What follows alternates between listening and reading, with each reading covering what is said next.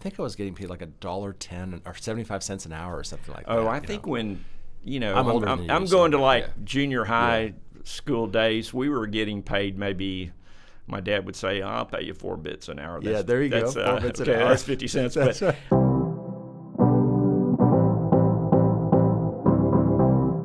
Hi there, welcome to the current podcast. My name is Kelly Damphousse. I'm the president at Texas State University, and I'm especially excited about today's episode because my friend Brian McCoy is here to talk about his life, also his parents' life, and also about the McCoy College of Business and even McCoy Hall, if nothing else, because there's a lot of buildings on campus that are named after people, and sometimes you walk by and you don't even think about who the person was that building's named after, and you've got a building named after your parents here as well. And so, Brian, thank you for being here. Oh, I'm glad to be here, Kelly. Well, let me introduce you a little bit to Brian, just to give you some sense of his background as well. Brian worked over 47 years at McCoys, and he has held the title of yard hand and truck driver along the way to become president and also co-president for a while.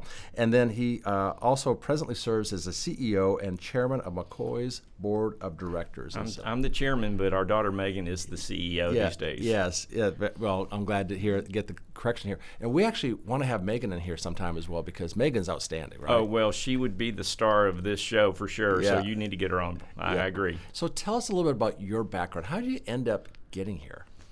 Well, Kelly, I think it's fun to always tell the story how my family got to San Marcos. I think that's probably the best place to start because I think it's a fascinating story. And it's interesting. My dad grew up in our family business, McCoy Roofing Company, founded by my grandfather, Frank. By the way, that was in 1927, so our family business is 2 years away from celebrating our 100th anniversary. So Texas State's at 125, and our family's about, 27 years behind, so that'll be great. But in any event, post-World War II, my dad took over the business, started selling building products as a sideline to our roofing company. So McCoy Supply Company was begun, and Hurricane Carla hit Galveston. We had 2 locations at the time in 1961. An amazing time because we had the roofing company and McCoy Supply Company. Very, very busy time. And the way my mom always liked to tell that, for the following whole year until the next summer, my dad was just putting in horrendous hours. And so by the summer came, she said, we've got to take a vacation.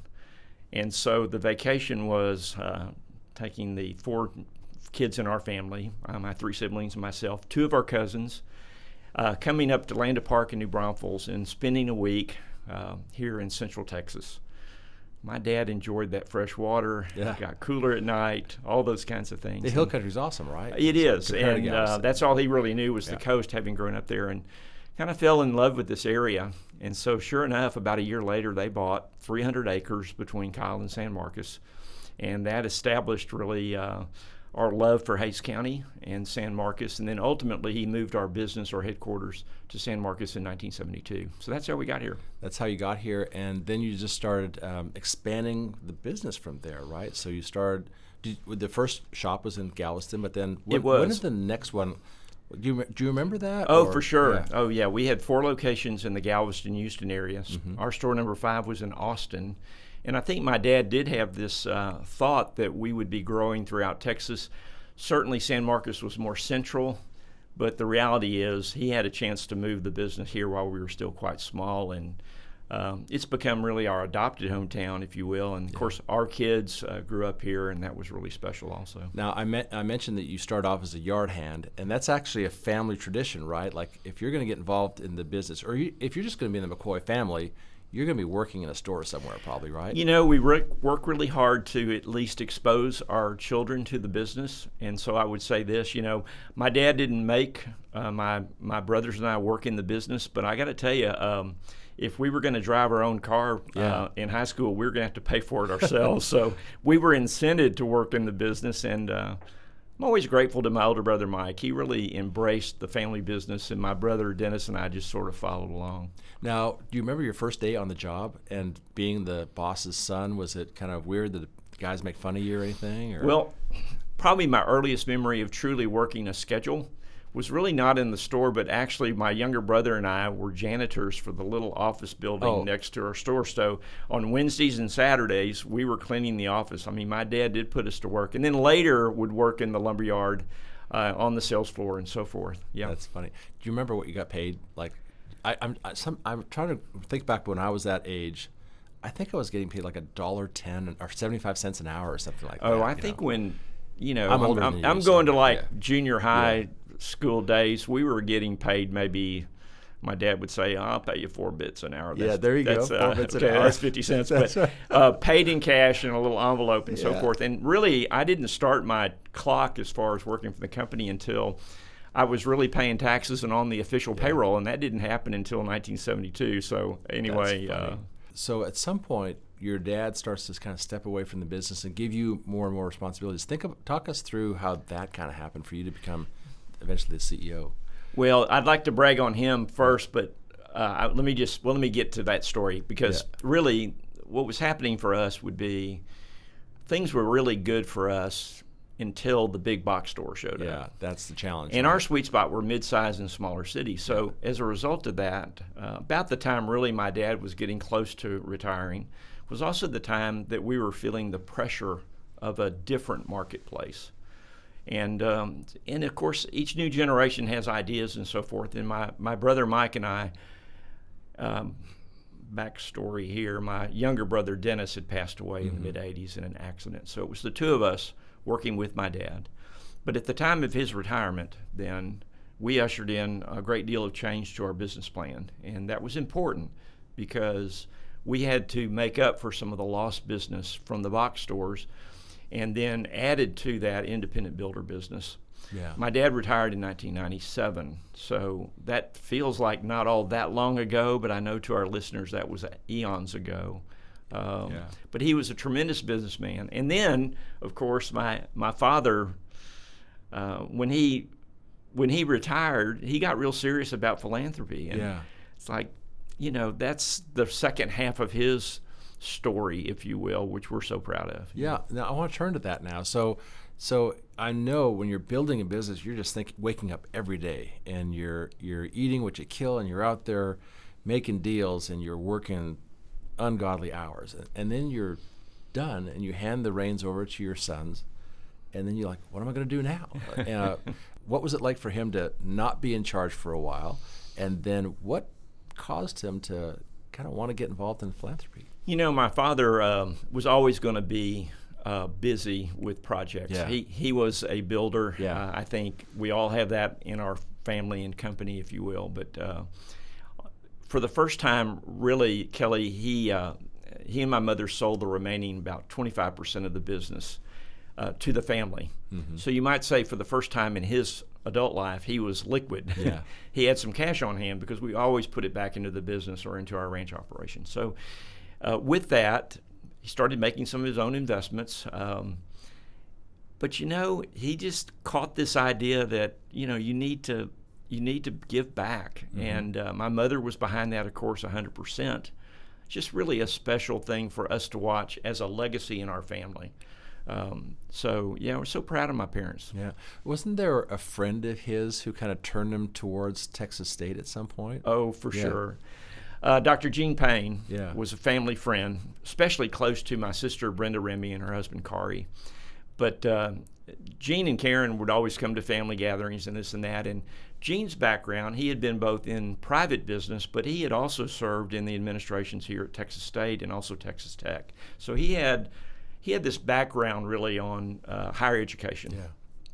So he's watching things that are going on in San Marcos. He and Karen were living in Austin, then understanding what's going on in our family.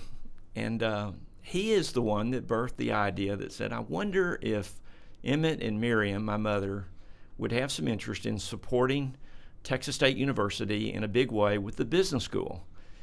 And so as the story goes, Jean approached Dr. Trouth at the time and was given the okay to do that. And you might say the rest is history, because my folks really did get interested in doing that, and couldn't be any more proud of them for that. And that was their legacy gift of their lifetime, of course. Now, we've talked about your dad a lot, but talk about your mom, because you and I both have married up in our lives, and we know how much an influence our wives have had on us. But talk about your mom and how he influenced your dad, but also the family as well. My father, I really appreciate that because really my mom was often sort of in the background. Yeah. But at the same time, though, too, one of the things that we watched growing up around the household, she was my dad's really confidant. Yeah. We did talk about business things around the dinner table. She would weigh in on that. But always just there to support my dad. Mm-hmm. And, of course, what that meant was a lot of hard work at home. She was the one that would buy gifts and, allow my dad to be the hero, if you will, and just supporting him. They had a deep, deep love for each other, and that support went both ways. So now your dad and your mom are thinking about giving this gift. They have conversations with President Trouth, and probably with you all as well. So are you involved in that conversation, or were you surprised to hear about it later on? Well, we knew some things were being discussed, but actually, that was their decision. And, of course, we got behind that 100% because, that's what not only they wanted to do, but we were so thrilled for my parents. When you think about it, neither of my folks had the opportunity to go to university. Yeah. And just a chance to engage then, the university make that gift, to be able to have the College of Business named after them and our family is just so very, very special, Kelly. And I think for my folks, it ushered in a new season. I so appreciate how this university just received them, got them involved, and my dad always loved coming on campus. So. Yeah, he came quite often to campus, right, to the college, and spoke with students, and especially so on. The Studies for Entrepreneurship class. I know you and Megan still do that, right? We have, yes, we do. Now let's talk about the college and the building and all the stuff that you all are doing. The Center for Student Success that you all help support as well. What are you proudest about what's happening at McCoy College of Business? One of the things that I reflect on as a business student myself, I went through school in 3 years. Mm-hmm. We were first-gen students, so we have so many of those. I worked in our lumberyard in Lubbock at the time that I went to Texas Tech, just like my brothers. So I understand our working students too. Yeah. But at the same time, when I think about the student experience today at Texas State versus what I think was pretty common in a lot of the public universities in the 70s, that experience was good, but I think today it's better. Yeah. What I see would be that our faculty are more engaging to our students. I think you're right there. There's tons more organizations for students to interact with and be a part of, which is special. I also love to tell students when I'm around them that I was a shy guy, and I didn't engage really much until about my last or third year. I encourage our students to really, in the midst of all the busyness and all those things, but if they could kind of think about their life as being a scholar too, to really be in this learning mode. Mm-hmm. And I think our students get a lot of encouragement from that from our faculty. So I'm really proud of what's happening on campus. We love the fact that we're serving students from all over the state. Our family does business all over the state of Texas. That really hit a chord with my parents and my dad especially. And then also to just celebrate the fact that an awful lot of good in this world comes from the business community. Yeah. So being connected to that, we're very proud to be in business in our state. 77% of our students work at least 20 hours a week. And we have a lot of first-generation kids, a lot of kids who are Pell eligible. We're lucky to have a lot of businesses here, especially with the mall, so it affords the opportunity for our students to work. But they all have to work. And so scholarships is a huge issue for us because we're trying to help people not work 40 hours a week. 20 hours a week is manageable, like you did. And I think most students understand that 20 hours a week is probably pretty manageable. But when students are working 30 and 40 hours a week, at some point something's got to give, right? And so scholarships become a big issue for us.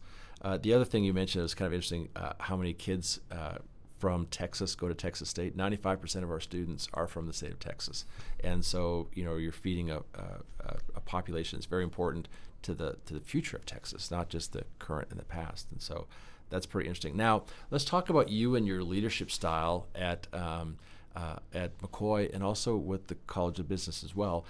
One of the things that's kind of interesting to me is about how personable a person you are, because I think sometimes a CEO is seen as like hard driving and hard nosed and kind of pounding their fist on the table and getting stuff done.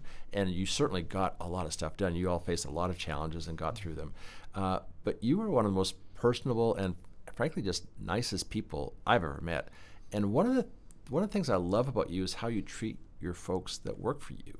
And I remember hearing you talk once at a presentation you were making about how you will send a voicemail to someone on their birthday so that when they get to the office that day, they punch their voicemail and there's a message from you telling them how proud you are to have them working there. I've gotten countless notes from you and gifts and encouragement over the past couple of years. What is it that drives you to be that kind of leader versus the other kind? Is it something you're born with, or something you saw from your dad, or something that just kind of evolved? Kelly, about the time that my dad retired, and we did have to make a bunch of adjustments to our business, and that was a chaotic time, but it was also really critical to do that. Mm-hmm. But also, the other thing that I realized would be we had a strong culture in our company. Yeah. My dad stood for high integrity. He had a focused business plan, which we ultimately we needed to tweak and change. He was just a hard worker, all those things that were a part of our culture. But also, we came to realize that we were not doing as good a job serving one another in our company, mm-hmm. and we really weren't doing as strong a job to serve the customer. And at that time, and my brother and I co-led the business for 4 years together, started ushering in some training for our management team. Our business was getting more complex. We knew that we needed to add to the ranks of our and the size of our crews, and that meant more complexity and building up our management team. And we sent them off to different training kinds of events, and frankly, none of that really stuck very well. But I did have a good friend in Austin that was helping some of the tech companies there work in leadership development and personal development and such. His name is Dr. David Ferguson. Mm-hmm. And I talked to David about saying, David, I think we need something stronger about this whole idea of stronger relationships in the workplace. Mm-hmm. And he was my subject matter expert for that. And you might say the rest is history, because that was about the time then that we ushered in our own internal training program. We call it Business as Unusual. And what's unusual about BAU, we call it for just in simple terms there. But business as unusual to us means that really people are just as important as profit or productivity.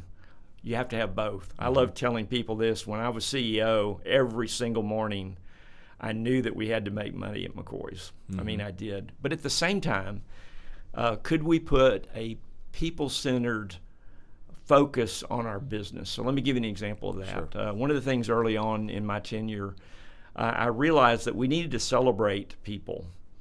And this morning, like every morning for the last 25 plus years, anybody that's got an email address at McCoys gets this email that's got everybody's birthday today that's got a birthday. We've got about 3,200 team members at McCoys. And then if there's an anniversary, company anniversary, we've got that list too. So just as a quick example, this morning, one of the earliest things that I did, Richard is one of our long-term leaders in our company. He's part of our loss prevention team, 28-year veteran with McCoys. Mm-hmm. Felt so good to send him an email this morning wishing him a happy birthday today. And, that got fired off, and I've already gotten a response from him. And I love starting out my day with a people-centered focus first, if you will. Your customers are important, but the staff and employees, that's really what the company is. It's not the buildings. It's the people who are doing the work that are, again, you work really hard to bring customers in, but they're the ones who are bringing customers back. Well, right? Simon Sinek says this, customers will never love your business. That's right. Until your employees love it first. That's great.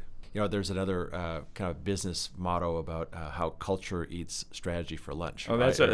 that's a Peter Drucker quote. Peter Drucker. And yep. so the idea there is that culture is so important, and you've developed this culture of caring for people. And can you imagine being an employee somewhere and your boss writes you a happy birthday email or a happy anniversary or thank you for doing that? I think it motivates us, Kelly, and also too, I love telling students this, that brings balance to my life, and I think it has kept me from getting burnt out in business. Because a lot of people do, if you will. So it's been important. Talk about the changes that have happened in your business over the years. You mentioned the big boxes, but you had to somehow evolve the business to make it a success. It's still a booming success now. You're still opening stores and so on. But talk about the process of like unraveling the strategy that got you to where you were to keep you there and keep you moving forward. You might say this. I will say this. Anytime that I walk into one of our big box competitors, I always feel intimidation. Because they are this huge company, and they have incredible resources behind them and plenty of buying power and all those kinds of things. But what I love about American business and capitalism would be we have to think that regardless of how big our competitors are, and they're doing a great job in so many realms, we can do certain things better. And if we know that and execute on that and have a plan to do it, we get a right to exist in the marketplace. So that's really our focus, is to earn our right in the marketplace. I love to tell our team a lot, I would put our delivery service up against anybody in the business. There you go. You found something. That's so critical to the service of people that are on job sites that we're serving, as an example. Certainly service down the aisles in our stores, or how we answer the phone, or just our engagement with customers. If we can look at customers, and I don't care if they're a builder, a repair remodel contractor of any kind, or a homeowner, if we can look at our customer base as not as dollar signs, but they're people to serve. When we land that at McCoys, it's pretty good. And it's worked well.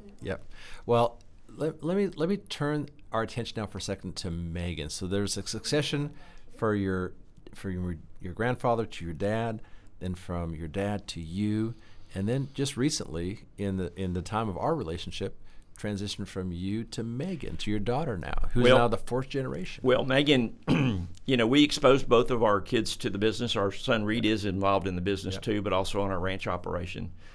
But the very first time that Megan, as a little girl, wanted to go visit one of our locations, Kelly, and she was like 8 or 9 years old. It was a summer. I made sure that we walked in to Brownwood, Texas first, because it was the only woman-led McCoy store at the time. And I wanted her to make sure that she knew that a woman could be in charge in our company. And you might say that kind of stuck, because she just loved the business, loved the people in our company. And when she graduated from university, got her master's as well, came back in, she just started gobbling up responsibilities. We got to co-lead the business really together for, 18 years. And then she was the obvious choice to lead McCoy. So couldn't be any more proud of her, and our family and our team is proud of Megan as our fourth generation leader.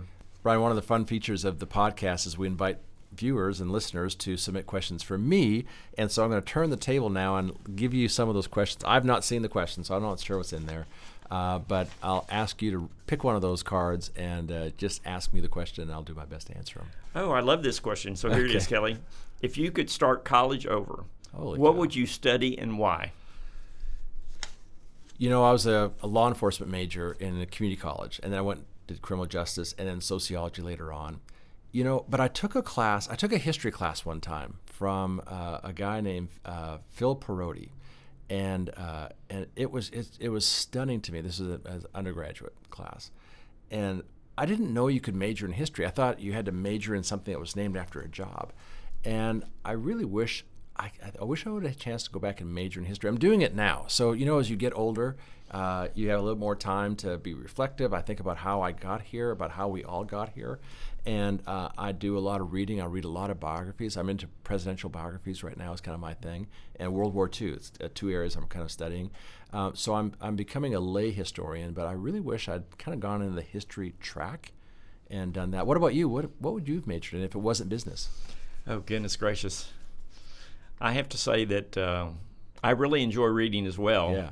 So I don't know. I can't imagine majoring in English, but I might. Yeah. Well, one thing about English is it teach you to be a good communicator, and that's a great skill to have. So, yeah, Brian, thank you so much for being here today. Learned a lot about you and your parents and your family business, but also about your passion and love for what's going on here at Texas Well, State. Kelly, I've learned a lot about leadership from you as well. So we are so grateful for just your hand around here on the Hill. Well, I appreciate that. Thank you for what you do to help Texas State get our students from here to there, and that's what we're all about. And so, thanks. I appreciate that so much.